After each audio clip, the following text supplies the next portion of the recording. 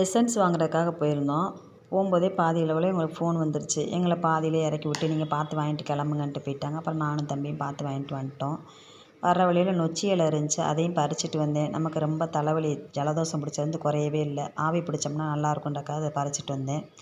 Money plant ஊனி வைப்போம்ட்டு அவனும் அதை பறிச்சுட்டு வந்திருக்கான். நொச்சி இலை வேப்பங்கொலை மஞ்சத்தூள் போட்டு நல்லா கொதிக்க வச்சு நைட்டு தூங்க போகிறதுக்கு முதல் ஆவி பிடிச்சோம்னாலே நல்லா நைட்டு அன்றைக்கி நிம்மதியாக தூங்குற மாதிரி இருக்கும்.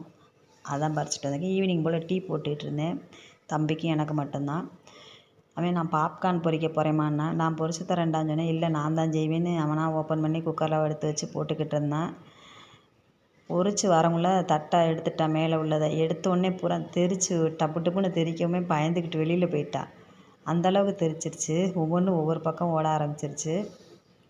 ஆனால் அப்புறம் நல்லா தான் ஓரளவுக்கு நல்லா பொரிஞ்சு வந்துருந்துச்சு. டீக்கு ஸ்நாக்ஸ்க்கு என்னென்ன வச்சுருந்தான், பாப்கார்னு, சீவல், ப்ரெட்டு எல்லாமே வச்சு டீ சாப்பிட்டு வெளியில் விளையாட போயிட்டான். எங்களுக்கு ஆரம்பத்துலேருந்து இந்த டீக்கு இந்த மாதிரி ஸ்நாக்ஸ் வச்சு குடிச்சே பழகி போச்சு. அதனால தான் அப்படி தான் சாப்பிடுவோம். நைட்டு தூங்குறதுக்கு முன்னால் ஆவி பிடிச்சிட்டு தூங்கணும்னா நமக்கு நல்லா நிம்மதியாக அன்றைக்கி தூங்குற மாதிரி இருக்கும். இந்த வீடியோ பிடிச்சதா லைக் பண்ணுங்கள். வீடியோ பார்க்க